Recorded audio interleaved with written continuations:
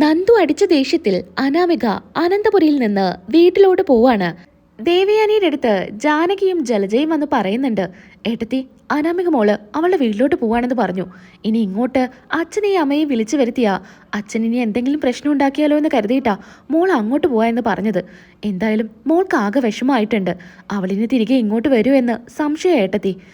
അങ്ങനെയല്ലേ ആ നന്ദു എന്ന് പറഞ്ഞവള് അവളെ അടിച്ചത്? എന്താ അടിയെന്നറിയോ ഏട്ടത്തിക്ക് എന്നൊക്കെ ജലജയും പറയുന്നുണ്ട്. മോളെന്തായാലും സങ്കടപ്പെട്ടാ പോയത്. നമ്മളാണെങ്കിൽ നിർബന്ധിച്ചു കഴിഞ്ഞാൽ മോൾക്ക് വാശി കൂടും. അതുകൊണ്ടാ പിന്നെ ഞാൻ ഒരുപാടൊന്നും നിർബന്ധിക്കാഞ്ഞത്. അനാമിക മോളുടെ അച്ഛനും അമ്മയും അറിഞ്ഞു കഴിഞ്ഞാൽ അവർക്ക് എത്രമാത്രം വിഷമാവും ഏട്ടത്തി. അതെനിക്കറിയാം. മോളെ അങ്ങനെയല്ലേ അവര് നോക്കുന്നേ. ഒരു കുറവും ഇല്ലാതെയാ ഇതുവരെ മോളെ നോക്കിയത്. എന്തെങ്കിലും ഒരു പ്രശ്നം വന്നാൽ അവരിങ്ങോട്ട് ഓടി വരാറില്ലേ? അവരുടെ മോളെ ഇങ്ങോട്ട് കൈപിടിച്ച് തന്നത് നമ്മൾ അവളെ നല്ലപോലെ നോക്കിയെന്ന് കരുതിയിട്ടല്ലേ. ഇതിപ്പോ ആ നന്ദു എങ്ങനെയാ മോളെ അടിച്ചത്? ഏട്ടത്തി, അനിയുടെ സ്വഭാവം മാറ്റിയെടുക്കാന് ഇനി നമ്മൾ എന്താ ചെയ്യാ? അനാമിക മോളെ ഇങ്ങനെ കഷ്ടപ്പെടുത്തുന്നത് ശരിയാണോ ഏട്ടത്തി? അതിന് ആകെ ഒരു വഴിയുള്ളത് നന്ദു അനിയും തമ്മിൽ കാണരുത്. എന്നേക്കുമായിട്ട് അവർ തമ്മിൽ പിരിയണം. അതിന് നമ്മൾ എന്താ ചെയ്യാ? നന്ദുവിനാണെങ്കിൽ കല്യാണപ്രായമായല്ലോ. അതുകൊണ്ട് നന്ദുവിനെ ഒരു കല്യാണം കഴിപ്പിക്കണം. അതിൻ്റെ എല്ലാ ചെലവുകളും നമുക്ക് തന്നെ നോക്കാം. നല്ലൊരു പയ്യനെ കണ്ടെത്തി അവളെ പെട്ടെന്ന് തന്നെ കല്യാണം കഴിപ്പിച്ച് വിടുക. അപ്പം പിന്നെ അനിയുടെ പുറകെ നടക്കില്ല. അനി അവളെ തേടിയും പോവില്ല. ഏട്ടത്തി പറഞ്ഞത് ശരിയാ. എന്തായാലും അവളെ പിടിച്ച് വേഗം കല്യാണം കഴിപ്പിക്കണം. എൻ്റെ ഏട്ടത്തി, ആ നന്ദു എന്ന് പറയുന്നവളെ ആളിത്തിരി മോശക്കാരിയാ. സാധാരണ പെണ്ണുങ്ങളെ പോലെയല്ല, അവൾ ഇത്തിരി വ്യത്യസ്തയാണ്. അതുകൊണ്ട് തന്നെ അവള് സമ്മതിക്കുമെന്ന് എനിക്ക് തോന്നുന്നില്ല. പ്രത്യേകിച്ച് നമ്മളാണ് പറയുന്നെങ്കിൽ അവരെ വീട്ടുകാര് അതിന് സമ്മതിക്കുമെന്ന് തോന്നുന്നുണ്ടോ? പിന്നെ അവളെയൊക്കെ കെട്ടാന് ആര് വരാനാ? പെണ്ണെന്നൊരു രൂപം പോലും അവൾക്കില്ല. ആൺകുട്ടികള് പെൺകുട്ടികളെ ഇഷ്ടപ്പെടുന്നത് മുടിയും സൗന്ദര്യമൊക്കെ കണ്ട അവൾക്കത് രണ്ടുമില്ല. പിന്നെങ്ങനെയാ അവൾക്കൊരു കല്യാണം ശരിയാവുന്നത്? നമ്മൾ തന്നെ അവൾക്ക് പറ്റിയൊരു ചെക്കനെ കണ്ടെത്തണം. എന്നിട്ട് ആ കമലയുടെ അടുത്തും ഗോവിന്ദന്റെ അടുത്തും പോയി പറയണം. ഇനി ഇങ്ങനെ വിട്ടാ ശരിയാവില്ല. അതെനിക്ക് എന്തായാലും എന്താ ചെയ്യേണ്ടതെന്ന് നന്നായിട്ട് അറിയാം. ഇക്കാര്യം ഞാൻ ആദർശിന്റെ അടുത്ത് സംസാരിക്കാം എന്ന് ദേവയാനി പറയുന്നുണ്ട്. അങ്ങനെ ആ ഒരു സമാധാനത്തില് ജാനകി അവിടെ നിന്ന് പോവാണ്. പിന്നീട് അമ്മയെ കാണാനായിട്ട് ആദർശ് റൂമിലോട്ട് വരുന്നുണ്ട്. ആദർശിന്റെ അടുത്ത് വീണ്ടും ചോദിക്കുന്നത്, ആ പെൺകുട്ടിയെ നീ വിളിച്ചിരുന്നോ? ആ ചെക്ക് മാറിയ മെസ്സേജ് ഒന്നും കണ്ടില്ലല്ലോ എന്ന് തന്നെയായിരിക്കും. 50 ലക്ഷം രൂപ കൊടുത്തിട്ടും ആ കുട്ടി എന്താ ആ ചെക്ക് മാറ്റാത്ത എന്നൊക്കെ ചോദിക്കുകയായിരിക്കും ദേവയാനി ആദർശിന്റെ അടുത്ത്. അമ്മേ, ഞാൻ അപ്പോഴേ പറഞ്ഞതാ ആ കുട്ടിയെ ചെക്ക് വാങ്ങില്ല. ആ കുട്ടിക്ക് വേണ്ടെങ്കിൽ വേണ്ട, ആ കുട്ടിയുടെ ഹസ്ബൻഡിന്റെ വീട്ടുകാർക്കോ കൊടുക്ക്. അവർക്ക് ആർക്കും ഇത് വേണ്ട അമ്മേ. അതുകൊണ്ടല്ലേ ഞാൻ അപ്പോഴേ കൊടുക്കണ്ട എന്ന് പറഞ്ഞേ. പിന്നെ അമ്മ നിർബന്ധിച്ച കാരണം അവിടെ ഏൽപ്പിച്ചു പോന്നു എന്ന് മാത്രമേ ഉള്ളൂ. മലയ്ക്ക് പോകേണ്ട കാര്യങ്ങളെല്ലാം മുത്തശ്ശൻ നോക്കാനായിട്ട് പറഞ്ഞിരുന്നു. അധികം വൈകാതെ നിങ്ങൾ മല കയറും. കയറി വന്നു കഴിഞ്ഞാൽ എനിക്ക് ആ കുട്ടിയെ കാണണം. ആ സമയത്ത് നീ അതും ഇതും പറഞ്ഞ് എന്നെ കൊണ്ടുപോവാതിരിക്കരുത്. എനിക്ക് ആ കുട്ടിയെ കാണണം എത്രയും വേഗം എന്ന് ആദർശിനോട് ദേവയാനി പറയുമ്പോൾ ആദർശ് സമ്മതിക്കുന്നുണ്ട്. അതൊക്കെ നമുക്ക് കാണാം. അമ്മ ഇപ്പം ടെൻഷൻ അടിക്കാതിരിക്കുക. പിന്നെ ഒരു കാര്യം കൂടെയുണ്ട്. നന്ദുവിന് കല്യാണപ്രായമായില്ലേ? അവളുടെ അച്ഛനും അമ്മയും എന്താ അവൾക്ക് കല്യാണമൊന്നും ആലോചിക്കുന്നില്ലേ? അവൾക്കിപ്പോൾ കല്യാണം വേണ്ട എന്നാ പറഞ്ഞ അമ്മേ.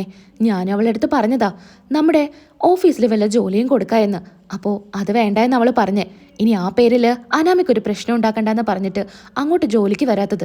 കല്യാണക്കാര്യത്തെക്കുറിച്ച് ഞാനും പറഞ്ഞതാ. അവള് പറഞ്ഞത് അവൾക്ക് സ്വന്തമായിട്ടൊരു ജോലി കണ്ടെത്തി എന്നിട്ടൊക്കെ മതിയെന്നാ. ഇപ്പം തന്നെ കല്യാണം വേണ്ട എന്നാ. അതെന്താ എന്ന് എനിക്ക് നന്നായിട്ട് അറിയാം. അനിയുടെ ജീവിതത്തിലോട്ട് ഇനിയും വരാനുള്ള വല്ല ചാൻസ് ഉണ്ടോയെന്ന് നോക്കി നടക്കല്ലേ അവളും അവളെ ചേച്ചിമാരും. എന്തായാലും അത് നടക്കാനൊന്നും പോകുന്നില്ല. അമ്മ എന്തിനാ ഇങ്ങനെയൊക്കെ പറയുന്നേ? അവരതൊന്നും ചിന്തിക്കുന്ന പോലുമില്ല. നയന ചിന്തിക്കുന്നത് ഒരിക്കലും അവർ തമ്മിൽ കാണരുതെന്നാ. ഇങ്ങനൊരു ബന്ധം നടക്കണമെന്നുണ്ടെങ്കിൽ അത് ഞങ്ങൾക്ക് പണ്ടേ ചെയ്യായിരുന്നു. നയന അന്ന് അത് ചെയ്തില്ലല്ലോ. നിങ്ങളൊക്കെ എന്തൊക്കെ പറഞ്ഞാലും ഞാൻ അതൊന്നും വിശ്വസിക്കില്ല. നയനയുടെയും അവളുടെ വീട്ടുകാരുടെയും സ്വഭാവം എനിക്ക് നന്നായിട്ട് അറിയാലോ. മുഖം മൂടിയിട്ടല്ലേ ഈ വീട്ടിലോട്ട് കയറി വന്നത്. അവളും അവളെ ചേച്ചിയും കണക്കാ. അതുകൊണ്ട് നീ അവരെക്കുറിച്ച് പുകഴ്ത്തി സംസാരിക്കണ്ട. ഞാനിപ്പോൾ പറഞ്ഞു വന്നത് നന്ദുവിൻ്റെ കല്യാണം എത്രയും വേഗം നടത്തണം. അമ്മേ, നിർബന്ധിപ്പിച്ചൊന്നും കല്യാണം നടത്താൻ പറ്റില്ല. അനിയുടെ കാര്യം തന്നെ അമ്മയ്ക്ക് അറിയുന്നല്ലേ. എന്നിട്ടെന്താ അമ്മ ഇങ്ങനെയൊക്കെ സംസാരിക്കുന്നത്? അനിക്ക് ഇഷ്ടപ്പെടാത്ത കല്യാണ നമ്മൾ നടത്തിയത്. അത് ഇപ്പോൾ അനുഭവിക്കുന്നുമില്ലേ? അനിയുടെ ജീവിതത്തിൽ എന്താ ഒരു സമാധാനം ഉള്ളത്? ഇതൊക്കെ കണ്ടിട്ടും അമ്മ എന്തിനാ ഓരോരുത്തരെ പിടിച്ച് നിർബന്ധിപ്പിച്ച് കല്യാണം കഴിപ്പിക്കുന്നത്? നിർബന്ധിപ്പിക്കണ്ട. അവൾക്ക് ഏതായാലും കല്യാണപ്രായമായി. നീ അവരുടെ വീട്ടുകാരോട് സംസാരിക്കുക. അവളുടെ സമ്മതത്തോടു കൂടി തന്നെ നടത്തിയാൽ മതി. പക്ഷേ എത്രയും വേഗം വേണം. അതുമാത്രമേ എനിക്ക് പറയാനുള്ളൂ. അനാമിക മോള് ഈ വീട് വിട്ട് ഇറങ്ങിയതിൻ്റെ കാര്യം നിനക്കറിയാലോ. അന്നത്തെ ആ പ്രശ്നം കാരണ അവൾ ഇവിടെ നിന്ന് ഇറങ്ങിയത്. ഇനി ഒരിക്കലും ഇങ്ങനെയൊരു പ്രശ്നം ഉണ്ടാവരുത്. അനിയും നന്ദുവും കാണുന്നത് അനാമിക മോൾക്ക് ഇഷ്ടമല്ല എന്ന് പലതവണ പറഞ്ഞതാ. അതൊന്നും വകവെക്കാതെയാ അനി വീണ്ടും അവളെ കാണാനായിട്ട് പോകുന്നത്. അമ്മേ, അക്കാര്യമൊക്കെ കഴിഞ്ഞു പോയതല്ലേ. നയനെ കാണാനായിട്ടാ അനി അങ്ങോട്ട് പോയത്, അല്ലാതെ നന്ദുവിനെ കാണാനല്ല. അതെന്തോ ആവട്ടെ, ഇനി അങ്ങനൊരു പ്രശ്നം ഉണ്ടാവരുത്. അതുകൊണ്ട് നന്ദുവിന്റെ കല്യാണം എത്രയും വേഗം കഴിയണം. അമ്മേ, ഞാൻ എന്തായാലും അവരെ വീട്ടുകാരോട് സംസാരിക്കാം. ഉറപ്പൊന്നും എനിക്ക് പറയാൻ പറ്റില്ല. ആ കുട്ടിക്ക് ഇഷ്ടമല്ലെങ്കിൽ നമ്മൾ എങ്ങനെയാ അമ്മയെ നിർബന്ധിപ്പിക്കുക? എന്തായാലും അമ്മ പറഞ്ഞത് ഞാൻ അവരോട് പറയാം.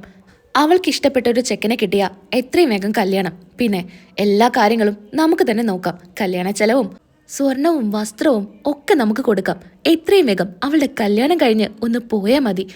എൻ്റെ അനിക്കും അനാമിക മോൾക്കും സന്തോഷത്തോടു കൂടി ജീവിക്കണം. ഇനി അതിൻ്റെ ഇടയിൽ നന്ദു എന്ന് പറയുന്നവള് ഇനി വരരുത് എന്ന് ദേവയാനി പറയാണ്. അങ്ങനെ ആദർശ് അവിടെ നിന്ന് പോകുന്നുണ്ട്. അനാമികയാണെങ്കിൽ ദേഷ്യത്തോടു കൂടി വീട്ടിലോട്ട് കയറി ചെല്ലാണ്. മോളെ കാണുമ്പോൾ അച്ഛനും അമ്മയും ചോദിക്കുന്നുണ്ട്, എന്താ മോളെ, എന്താ പ്രശ്നം? അച്ഛാ, ഞാൻ ഇനി ആ വീട്ടിലോട്ട് പോവില്ല. എന്താ മോളെ പുതിയ പ്രശ്നം? അച്ഛാ, ഞാൻ ഇനി അവിടെ നിൽക്കില്ല. അവന്റെ ഭാര്യയായിട്ടെ എനിക്ക് അവിടെ ഇനി കഴിയാൻ പറ്റില്ല അച്ഛാ. ഇനി അച്ഛനും അമ്മയും എന്തൊക്കെ പറഞ്ഞാലും അനന്തപുരിയിലോട്ട് ഞാൻ ഇനി തിരികെ പോവില്ല. മോളെ, അങ്ങനെ പറയരുത്. നിന്റെ ഭർത്താവാ അവിടെയുള്ളത്. വല്യമ്മയൊക്കെ അവിടെ ഉണ്ടാവുമ്പോൾ ഇപ്പൊ എന്ത് പ്രശ്നം ഉണ്ടായത്? അത് നീ പറ. രേവതിയാണെങ്കിൽ കവളിലെ പാട് ശ്രദ്ധിക്കുന്നുണ്ട്. മോളെ, നിന്നെ ആരാ തല്ലിയത്? അനി തല്ലിയ മോളെ? എന്താ മോളെ, മോളെന്തൊന്നും പറയാത്തെ? അമ്മേ, അനിയൊന്നുമല്ല എന്നെ തല്ലിയത്. എന്നെ തല്ലിയതേ ആ നന്ദുവാ. അതും അനിയുടെയും എൻ്റെ അമ്മായിയമ്മയുടെയും എല്ലാവരുടെയും മുൻപിൽ വെച്ച്. എന്തായാലും ഇനി ഞാൻ തിരികെ അങ്ങോട്ട് പോവില്ല. അവൻ നോക്കി നിന്നോ മോളെ തല്ലുമ്പോ? അവനൊന്നും പ്രതികരിച്ചില്ല അച്ഛാ. ആ നന്ദു എന്ന് പറയുന്നവള് അവന്റെ ജീവനല്ലേ, പിന്നെ എങ്ങനെയാ പ്രതികരിക്കുക? ഇനി എന്തിനാ നാണം കെട്ട് ഞാൻ അവിടെ നിൽക്കുന്നേ? ശരിക്കും എന്താ മോളെ ഉണ്ടായത് എന്ന് വീണ്ടും വേണി ചോദിക്കുകയാണ്. അച്ഛാ, അനി പച്ചമരുന്നുകൾ വാങ്ങിക്കുന്നത് ഞങ്ങൾ കണ്ടു. അപ്പോൾ ഞങ്ങൾ ഫോളോ ചെയ്ത് പോയതാ. നേരെ പോയത് ആ നയനയുടെ വീട്ടിലോട്ടാ, നന്ദുവിനെ കാണാനായിട്ട്. ഇത് കണ്ടപ്പോൾ എനിക്ക് ദേഷ്യം വന്നു. സംസാരത്തിൻ്റെ ഇടയിൽ ഞാൻ നയനയെ പിടിച്ചൊന്ന് തള്ളി. അവളവിടെ വീണേനാ എന്നെ ഇങ്ങനെയൊക്കെ തല്ലിയത് പോരാത്തേന് നിലത്തോട്ടിട്ട് ചവിട്ടി കൂട്ടിയച്ചാ അവൾ എന്നെ. എനിക്ക് സഹിക്കാൻ പറ്റുന്നില്ല. എന്തായാലും അച്ഛൻ ഇതിനൊരു തീരുമാനം എടുക്കണം.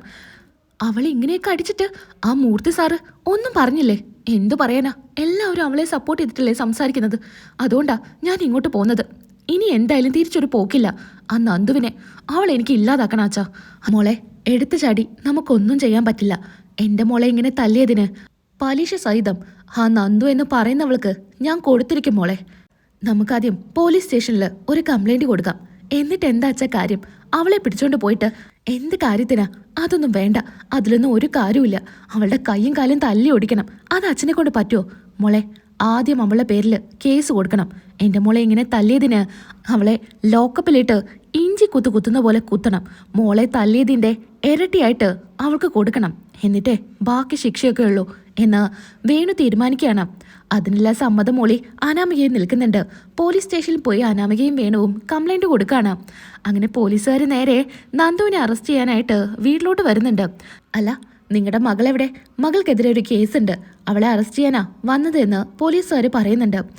അയ്യോ സാറേ, അവൾ എന്ത് തെറ്റാ ചെയ്തേ? അവളൊന്നും ചെയ്തിട്ടില്ലല്ലോ എന്ന് കനക പറയുന്നുണ്ട്. ചെയ്തിട്ടില്ല എന്നോ? അവള് തല്ലിയ പെൺകുട്ടിയാ കേസ് തന്നിരിക്കുന്നത്. അനാമികയോ? അനാമിക തന്നെ. നിങ്ങളുടെ മകളെ ഇപ്പം തന്നെ അറസ്റ്റ് ചെയ്തുകൊണ്ട് പോകണം. അങ്ങനെ നന്ദുവിനെ വിളിക്കുന്നുണ്ട്. നന്ദുവിനെ വലിച്ചയച്ച് കൊണ്ടുപോകുന്നുണ്ട്. കനകയും ഗോവിന്ദനും നായനയൊക്കെ കരഞ്ഞുകൊണ്ട് നിൽക്കുമായിരിക്കും.